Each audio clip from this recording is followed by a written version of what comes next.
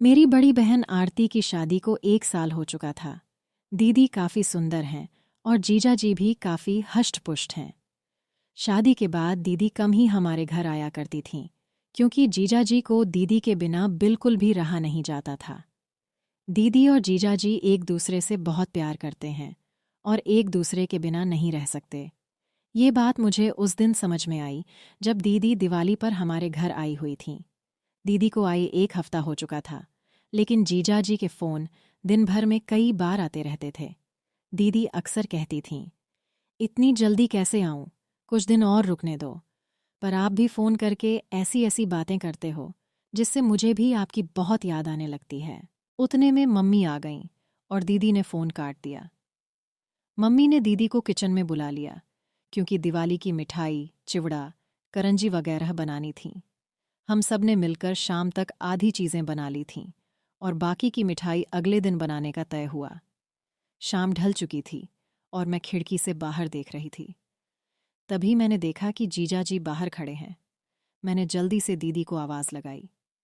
दीदी बाहर आते ही बोलीं, आप तो सच में आ गए। मुझे लगा फ़ोन पर आपने ऐसे ही कहा था। इतने में मम्मी भी आ गईं और बोलीं, मेहमान, आप कब आए? कोई खबर नहीं, कुछ नहीं। पहले बोल देते तो आपकी खातिरदारी के लिए पहले से तैयारी कर लेते। जीजाजी बोले, नहीं, सासू माँ, काम से शहर आया हुआ था, तो सोचा आप लोगों से मिलते हुए ही जाऊं। मम्मी ने कहा, जाने की बात अभी से मत कीजिए। अभी आए हैं तो खाना पीना खाकर आराम करके सुबह जाना। मैं आपको अभी बिल्कुल नहीं जाने दूंगी। जीजाजी कुछ नहीं बोले और मुझे भी मालूम था कि जीजाजी जाने के लिए नहीं आए हैं। इतने में दीदी पानी लेकर आईं और जीजाजी को पानी देते हुए धीरे से फुसफुसाईं, मुझे अच्छे से पता है कि आप किस लिए आए हैं। 1 हफ्ता भी नहीं रह पाए मेरे बिना। जीजाजी मुस्कुराकर बोले, तुम हो ही ऐसी। यह सुनकर दीदी शर्माकर मुस्कुराईं और वहां से चली गईं। थोड़ी देर में खाना बनकर तैयार हो गया। हम सब ने साथ में खाना खाया और बातें करते करते रात बिताई। जीजू का बिस्तर बाजू वाले कमरे में लगाया गया था और सबको अब सोने की तैयारी करनी थी। घर के सारे लोग अपने अपने कमरे में सोने चले गए थे, लेकिन मैं, दीदी और जीजू अब भी सोफे पर बैठे टीवी देख रहे थे।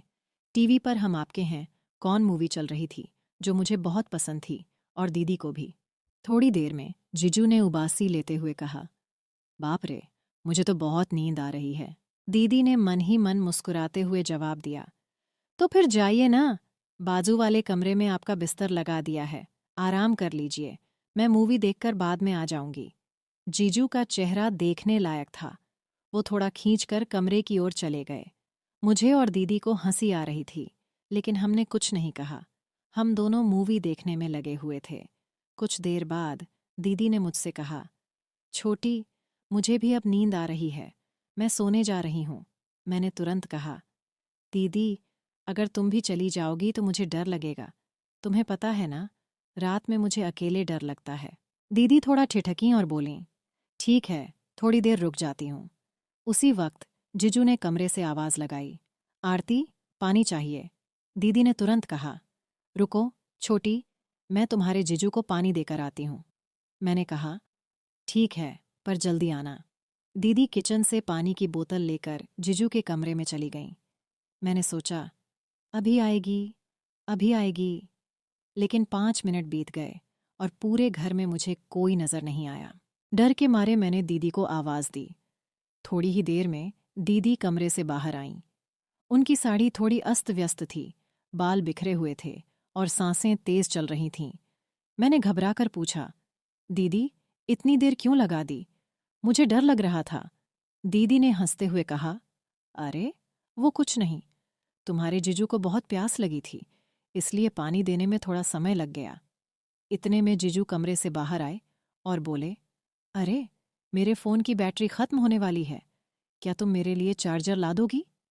दीदी ने जवाब दिया, ठीक है, देखती हूँ, आप यहीं रुकिए। लेकिन जीजू ने कहा, अरे, तुम देखो, मैं कमरे में वेट करता हूँ। यह कहते हुए वे वापस कमरे में चले गए। दीदी मेरे कमरे में गई और वहां से मेरा फ़ोन चार्जर उठाकर जीजू को देने उनके कमरे में चली गईं। मैंने सोचा कि चार्जर देकर वो तुरंत वापस आ जाएंगी, लेकिन थोड़ी देर बीत गई और दीदी का कोई अता पता नहीं था। मैंने एक बार फिर से दीदी को आवाज़ दी, लेकिन कोई जवाब नहीं आया। मैं समझ गई कि शायद दीदी चार्जर लगाकर फ़ोन की चार्जिंग में व्यस्त होंगी। थोड़ा डर भी लग रहा था, इसलिए मैंने टीवी बंद किया और अपने कमरे में सोने चली गई। लेकिन मुझे नींद नहीं आ रही थी। बिस्तर पर लेटकर मैं अपना फ़ोन चलाने लगी। आधे घंटे बाद मेरा फ़ोन डेड हो गया। उसकी बैटरी ख़त्म हो चुकी थी। अब मैं इधर-उधर चार्जर ढूंढने लगी, लेकिन याद आया कि मेरा चार्जर तो दीदी ले गई हैं। अब मैं असमंजस में थी। क्या चार्जर लेने के लिए जाऊं या नहीं? नींद तो वैसे भी नहीं आ रही थी और बोरियत भी हो रही थी। मैंने सोचा कि शायद चार्जिंग अभी शुरू ही हुई होगी। मन ही मन मैंने तर्क किया कि आजकल के फास्ट चार्जर कितनी जल्दी फ़ोन चार्ज कर देते हैं। फिर भी कुछ फ़ोन ऐसे होते हैं जिनकी बैटरी इतनी धीमी चार्ज होती है कि चाहे कितना भी फास्ट चार्जर लगा लो, वक्त लग ही जाता है। मैं सोचने लगी कि एक बार जाकर देख ही लूं कि जीजू का फ़ोन कितना चार्ज हुआ है, या फिर अभी चार्जिंग शुरू ही हुई है। लेकिन यह विचार मेरे दिमाग में घूम रहा था कि आखिर मुझे कमरे में जाना चाहिए या नहीं। मुझे बोरियत महसूस हो रही थी और फ़ोन के बिना समय काटना मुश्किल लग रहा था। आखिरकार मैं चार्जर लेने के लिए जीजू और दीदी के कमरे की ओर बढ़ी। जैसे ही दरवाज़ा खोलने की कोशिश की, वह अंदर से बंद था। खिड़की भी पूरी तरह से अंदर से बंद थी, लेकिन कमरे के अंदर से हल्की रोशनी बाहर आ रही थी, जो कांच की खिड़की से दिख रही थी। मैंने सोचा, सो तो नहीं गए होंगे? कुछ पल ठिठकी, फिर दीदी को आवाज़ लगाई। पहली बार कोई जवाब नहीं आया। दूसरी बार फिर आवाज़ दी। तब दीदी की आवाज़ आई, क्या है? क्यों परेशान कर रही है इस टाइम पर? मैंने कहा, दीदी, वो मेरा फ़ोन चार्जर अंदर रह गया है। मेरा फ़ोन बंद हो गया है, चार्जिंग करनी है। जीजू का फ़ोन चार्ज हो गया हो तो मुझे चार्जर दे दो। दीदी ने थोड़ी खींच भरी आवाज़ में कहा, अरे, नहीं हुआ है फ़ोन चार्ज।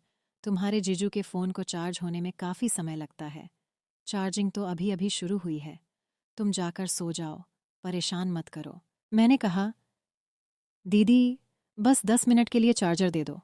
मेरा फ़ोन फास्ट चार्जिंग करता है। दीदी ने जवाब दिया, ठीक है बाबा, लाती हूँ। तू अपने कमरे में जा।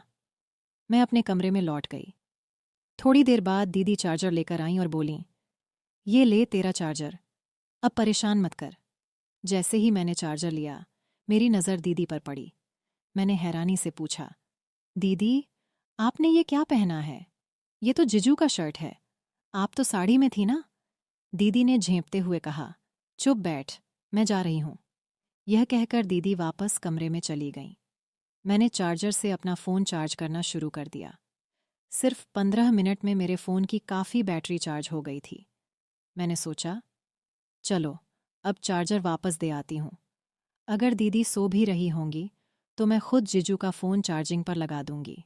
मैं चार्जर लेकर दीदी और जीजू के कमरे की ओर गई। इस बार दरवाज़ा थोड़ा सा खुला हुआ था। शायद दीदी जल्दी में बंद करना भूल गई होंगी।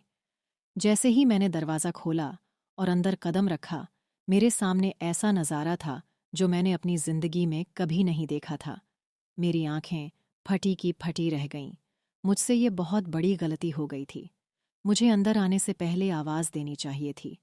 मैं ये कैसे भूल सकती थी कि यह शादीशुदा जोड़ा है। मुझे उन दोनों को देखकर बेहद शर्म आ रही थी। लेकिन दीदी और जीजू को इस बात का ज़रा भी अंदाज़ा नहीं था कि मैं दरवाजे पर खड़ी हूँ और उन्हें देख रही हूँ। उसके बाद जो हुआ, उसे जानकर आप इतने हैरान हो जाएंगे कि आपको एक बड़ा झटका लगेगा। कहानी का अगला भाग जानने के लिए तैयार रहिए। अगर आपको यह पहला हिस्सा अच्छा लगा तो हमें कमेंट्स में ज़रूर बताएं। कहानी के दूसरे भाग को जल्द ही लाने की कोशिश करूंगी। बस एक लाइक कर दीजिए और मेरा काम है कहानी का अगला हिस्सा आप तक पहुंचाना। वीडियो पर 1000 लाइक्स होते ही पार्ट 2 आ जाएगा। तब तक के लिए बाय।